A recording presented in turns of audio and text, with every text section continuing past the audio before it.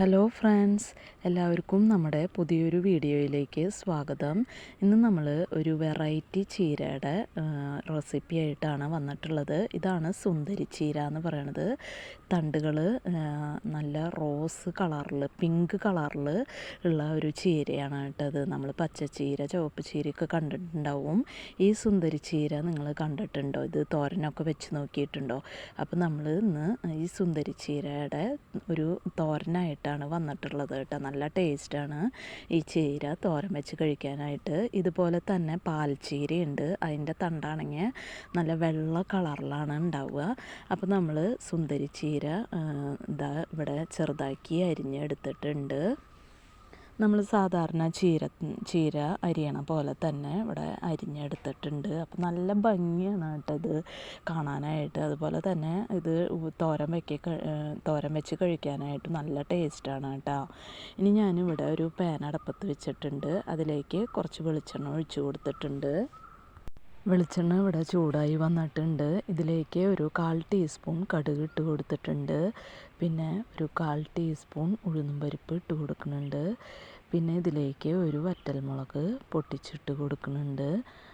ഇപ്പോൾ കടുകൊക്കെ ഇവിടെ നന്നായിട്ട് പൊട്ടി വന്നിട്ടുണ്ട്. ഇതിലേക്ക് ഒരു മീഡിയം സൈസ് സവാള ചെറുതാക്കി കട്ട് ചെയ്തത് ഇട്ട് കൊടുക്കുന്നുണ്ട്. പിന്നെ ഒരു 4-5 വെളുത്തുള്ളി കട്ട് ചെയ്തത് ഇട്ട് കൊടുക്കുന്നുണ്ട്. നീളനെ കട്ട് ചെയ്തത് ഇട്ട് കൊടുക്കുന്നുണ്ട്.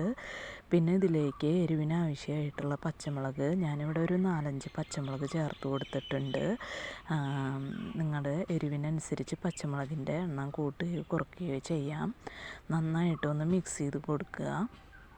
ഇനി ഇതിലേക്ക് 2 തണ്ട് കരിവേപ്പില ഒന്ന് ചേർത്ത് കൊടുക്കുന്നുണ്ട്. നന്നായിട്ടൊന്ന് മിക്സ് ചെയ്ത് കൊടുക്കുക. ഇപ്പോൾ സവാളയൊക്കെ ഒന്ന് ഇവിടെ വാടി വന്നിട്ടുണ്ട്. ഇനി ഇതിലേക്ക് ഒരു 1/4 ടീസ്പൂൺ മഞ്ഞൾപ്പൊടി ഇട്ട് കൊടുക്കുന്നുണ്ട്. പിന്നെ ചീരയ്ക്ക് ആവശ്യമുള്ള ഉപ്പ് ചേർത്ത് കൊടുക്കുന്നുണ്ട്. നന്നായിട്ടൊന്ന് മിക്സ് ചെയ്ത് കൊടുക്കുക.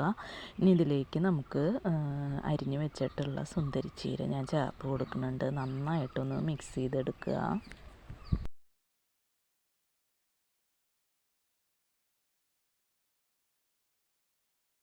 ഇതിലേക്ക് ഒരു പിടി തേങ്ങ ചിരകിയത് ചേർത്ത് കൊടുക്കുന്നുണ്ട്. നന്നായിട്ടൊന്ന് മിക്സ് ചെയ്ത് കൊടുക്കുക. ഇനി നമുക്കിത് മൂടി വെച്ചിട്ട് ഒരു 2 മിനിറ്റ് ഇത് മൂടി വെച്ചൊന്ന് വേവിച്ചെടുക്കാം.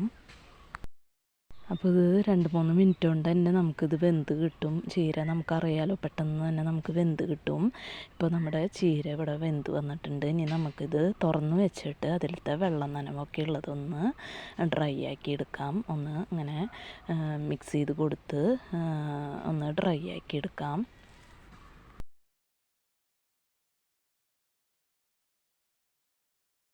അപ്പം നമ്മുടെ സുന്ദരി ചീര തോരൻ ഇവിടെ റെഡി ആയിട്ടുണ്ട് കേട്ടോ. അപ്പോൾ നിങ്ങൾ എത്ര പേര് ഈ സുന്ദരി ചീര തോരൻ വെച്ചിട്ടുണ്ട് ഒന്ന് കമൻറ്റ് ചെയ്യണം കേട്ടോ. അപ്പം നല്ല ടേസ്റ്റാണ്. അപ്പോൾ ചെയ്യാത്തവരൊക്കെ ഈ സുന്ദരി ചീര ഒന്ന് തോരൻ വെച്ച് നോക്കുക. അഭിപ്രായങ്ങളൊക്കെ കമൻറ്റായിട്ട് പറയുക കേട്ടോ. അപ്പോൾ ഇത്രയേ ഉള്ളൂ ഇന്നത്തെ വീഡിയോ. ഇനി നമുക്ക് മറ്റൊരു വീഡിയോയുമായി കാണാം. അതുവരേക്കും താങ്ക് യു.